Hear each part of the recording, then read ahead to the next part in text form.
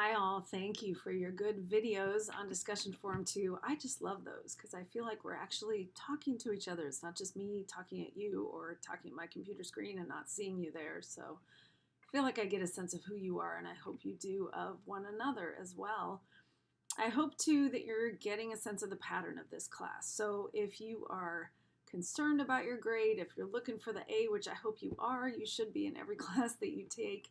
I hope you see that what I'm looking for is that you submit things on time, that you're paying attention to the assignment instructions. So if it asks for example, on a discussion forum, a 300 word count, that you're close to that. And if it looks for 3 responses to peers that are about 100 words, that you're close to that, things are turned in on time, you should get 100% on the discussion forums and on your papers. I am looking for proper APA formatting, and I'm happy to help you with that and work you toward it so you know how to hit that mark. And I'm also looking for a standard essay format and that you essentially have a point that addresses the prompt. Beyond that, there's no right or wrong on your answers. I'm just looking that you're thinking critically about things, and then you should earn the grade that you are looking for. Remember the revision option. So if you are at all concerned about your grades, you can, on any essay or response paper in this course, you can always turn in a revision and earn up to 1 grade higher. Those instructions are on the syllabus. Make sure that you access it before you do submit a revision. Those are all due by midnight on the last night of our course. So again, instructions are in the syllabus. I hope that you've enjoyed digging into really a deeper understanding of what joy is through C.S. Lewis. And now we're stepping into pain, the other end of the spectrum, but not really. I think you'll find what Lewis does is, and he did a little bit in Surprised by Joy, is defining one in light of the other. That without one, we really can't have the other. In my work, both in the church and in the university, and really just in life, one of the biggest questions that I encounter about faith and about the existence of God is why and how a good God could allow suffering, human pain, and whether or not it's human-induced suffering or just natural things that happen, a tsunami, a hurricane as recently, and why God would allow that, and how he could, as we think in our temporal way, sit up there in the heavens and just watch what's happening below. What I love about C.S. Lewis is that he does not shy from these big questions. So any one of those big questions that you've had, he likely has addressed it directly in a text like the one that you're going to be reading for the next 2 weeks. This one is The Problem of Pain. And you already have a sense of his background. You know what he walked through when his mother died. That was really his first sense of just reality shattering for him.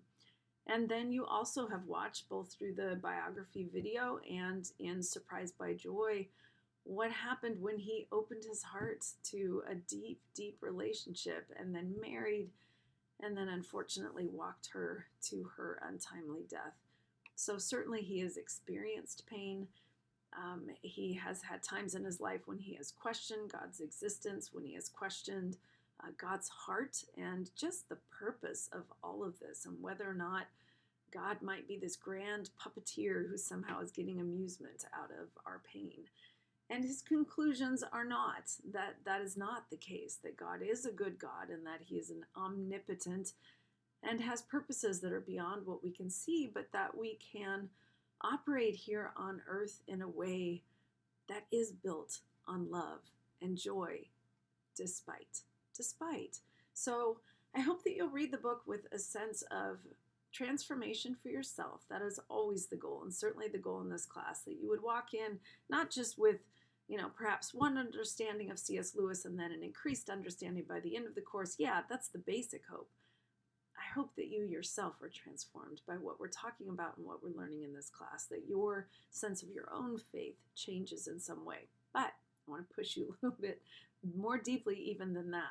So for those of you who maybe have thought about the idea of pain and suffering and God and feel like that within your own mind you have a sense of how to equate those two and it makes some sense to you, I want you to think about how you share it with others. Because depth of learning happens not just when you understand it for yourself, but when you're able to articulate it for other people. So if someone comes up to you, and probably this has happened to you already, and asks you that very question, well, how can there be a God if there's so much pain and suffering in the world? That through Lewis's ideas and your time spent just absorbing them, maybe grappling with them, comparing them with your own experiences, that by the end of this next 2 weeks, you come up with a way that you would articulate an answer to, it might be somebody who's a new believer, somebody who's not a believer, somebody who is just trying to figure out life. Could be a teenager versus an older person, someone who maybe is at the end of life. Those are all different answers.